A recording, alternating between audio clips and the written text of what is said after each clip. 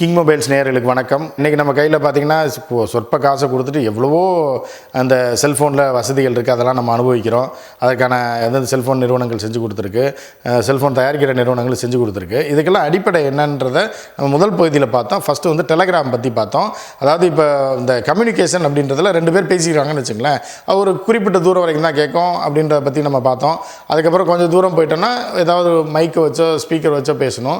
பேசும்போது ஒரு குறிப்பிட்ட தூரம் வரைக்கும் கேட்கும். இன்னொரு ஊருக்கே நம்ம பேசுகிறதோ இல்லை நம்ம சொல்லக்கூடிய தகவல் கிடைக்கணும் அப்படின்னா 1800களில் துவக்கத்தில் அதற்கான வழியே இல்லாமல் இருந்தது.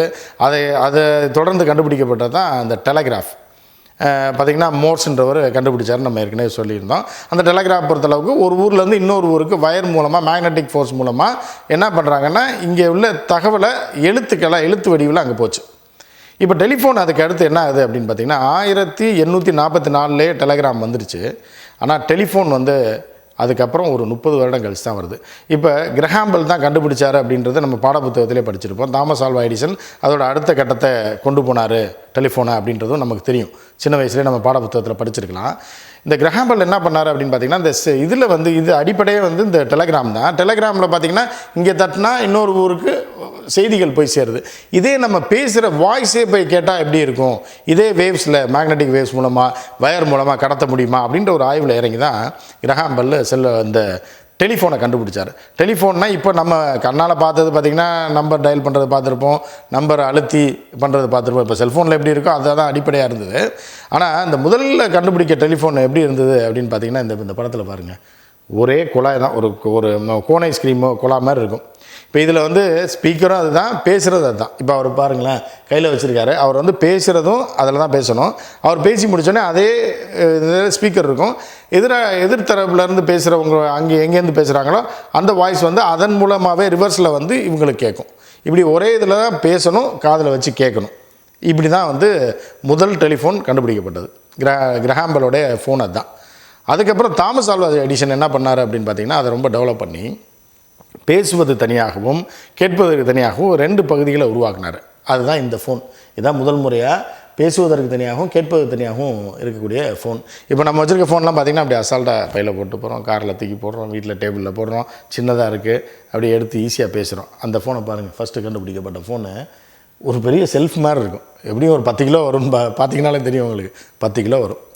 அப்புறம் அதோட வெயிட் 5 கிலோ 2 கிலோன்னு சொல்லிட்டு பெருசாக இருக்கும். அந்த ஏன்னா உள்ளே அந்த எலக்ட்ரோ மேக்னட்ஸ் இருக்கும், நிறைய எக்யூப்மெண்ட்ஸ்லாம் உள்ளே இருக்கும் இல்லையா, அந்த ரிலேஸ்லாம் இருக்கும். அதனால பார்த்திங்கன்னா ஃபோன் ரொம்ப பெருசாக இருக்கும். ஸோ அதுக்கப்புறம் வந்தது தான் இந்த வயர் மூலமாக போகக்கூடிய ஃபோன், இவன் டயல் பண்ணி பேசக்கூடிய ஃபோன். இந்த ஃபோன் வந்து எப்படி பார்த்திங்கன்னா நீங்கள் டயல் பண்ணி உடனே வந்து நீங்கள் நினச்சவங்கள்ட்டெல்லாம் பேசிட முடியாது. நீங்கள் வந்து எக்ஸ்சேஞ்சுக்கு நீங்கள் இப்போ யார்கிட்ட பேசணும், எந்த நம்பருக்கு பேசணும்னு நினைக்கிறோம் அந்த எக்ஸ்சேஞ்சு கொடுக்கணும். இப்போ இதுதான் அந்த காலத்தில் உள்ள எக்ஸ்சேஞ்ச். இந்த பெண்கள் வரிசையாக உட்காந்துருக்காங்க பார்த்தீங்களா, இந்த எக்ஸ்சேஞ்சு இப்போ வந்து 1980 வரைக்கும் நம்ம தமிழ்நாட்டில் இருந்தது. அது சொருகுவாங்க, இந்த நம்பர்லேருந்து அந்த நம்பர் சொருவாங்க. இப்போ இந்த லைன் அதுக்கு போனோடனே அவங்களும் கனெக்ட் பண்ணி பேசலாம். இப்படி தான் ஆரம்பத்தில் ஃபோன் இருந்தது. அதுக்கப்புறம் பார்த்தீங்க அப்படின்னா என்னாச்சு அப்படின்னா அப்போ அந்த காலகட்டத்தில் இப்போ நீங்கள் வீட்டில் ஒரு ஃபோன், ஆஃபீஸில் ஒரு ஃபோன் வச்சுக்கலாம். நீங்கள் இந்த வீட்டுக்கு ஆஃபீஸுக்கு இந்த 2 ஃபோனுக்கு மட்டும்தான் நீங்கள் கனெக்ட் பண்ணிக்கிற முடியும், வேறு 3வது ஆளுக்கு பேச முடியாது அப்படின்னு முதல்ல இருந்தது. அதுக்கப்புறம் தான் எக்ஸ்சேஞ்ச் மூலமாக சாதாரண லோக்கல் கால் கூட எக்ஸ்சேஞ்ச் மூலமாக தான் போகக்கூடிய ஒரு சூழல் இருந்தது. இந்த கட்டத்தில் தான் என்ன ஆகுதுன்னா 1917 பப்ளிக் ஃபோன் வருது. இந்த பப்ளிக் ஃபோன்னா இப்போ நம்ம பூத் பார்த்துருவோம்ல, நிறையா சினிமாவில் பார்த்துருவோம். இப்போ கூட நீங்கள் பார்த்துருக்கலாம், சமீப 90 கிட்ஸ் வரைக்கும் கூட பார்த்துருக்கலாம். அதாவது என்னென்னா ஒரு டெலிஃபோன் பூத் இருக்கும், அதில் கதவை சாத்திட்டு உள்ளே போய் நம்ம டயல் பண்ணி நம்ம வேணுங்கிறவங்களுக்கு காயினை போட்டு பேசலாம். இல்லைனா வந்து அங்கே பூத்தில் ஒருத்தர் உட்காந்துருப்பார், அந்த பூத்துக்குள்ளே போய் நம்ம பேசிட்டு வரலாம். இது இப்போ சமீப 90s வரைக்கும் இருந்தது. அது இந்த பூத் முதல்ல 1917 தான் வருது. அப்போ இந்த டெலிஃபோன் கண்டுபிடிக்கப்பட்டு கிட்டத்தட்ட 20-30 வருடம் கழிச்சு தான் பப்ளிக் அதை பயன்படுத்த முடியும், சாதாரண மனிதர்களும் அதை பயன்படுத்த முடியுன்ற நிலை வருது. அப்போ அதுக்கப்புறம் என்ன ஆகுது அப்படின்னு பார்த்திங்கன்னா பிரிட்டன்லேருந்து கடலுக்கு அடியில் கேபிள் போடுறாங்க அமெரிக்காவுக்கு. அப்போ அதன் மூலமாக தான் வேறு நாட்டுக்கு, ஒரு நாட்டிலேருந்து இன்னொரு நாட்டுக்கு ஃபோன் பண்ண முடியுன்ற ஒரு நிலைமை வருது. அது எக்ஸ்சேஞ்ச் மூலமாக இங்கேருந்து நீங்கள் வந்து ட்ரங்க் கால் அப்படின்வாங்க, ட்ரங்க் புக் பண்ணுறது அப்படின்வாங்க.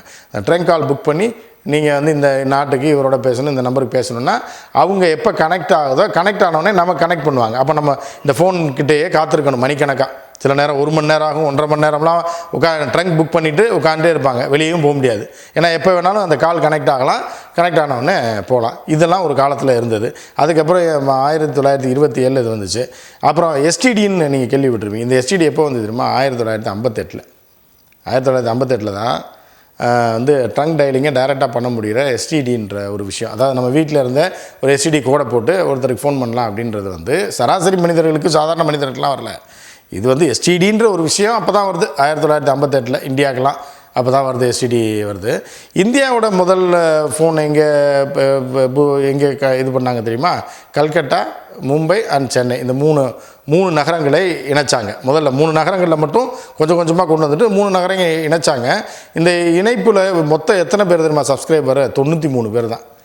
இந்த 3 மிகப்பெரிய நகரங்களை சேர்ந்த 93 பேர் மட்டும்தான் இந்த ஃபோனில் முதல்ல பேச முடிஞ்சிருக்கு. இன்றைக்கி பாருங்கள், நம்ம எல்லார் கையிலையும் ஃபோன் இருக்குது. சாதாரண நம்ம கூலி தொழிலாளியாக இருந்தால் கூட அவங்க கையில் ஃபோன் இருக்குது. அவர் வீட்டுக்கு பேசுகிறாரு, சொந்தங்களுக்கு பேசுகிறாரு, எதுக்கு வேணாலும் பேசுகிறாரு.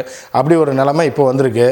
இது இவ்வளோ கஷ்டங்களை கடந்து, இவ்வளோ கண்டுபிடிப்புகள், இவ்வளோ பொருட்செலவு இப்படிலாம் பண்ணி தான் இதெல்லாம் வந்தது. அந்த காலத்தில் பாருங்கள், கடலுக்கு அடியில் வந்து கேபிள் போட்டிருக்காங்க அப்படின்னா எவ்வளோ கஷ்டப்பட்டுருப்பாங்கன்னு பாருங்கள்.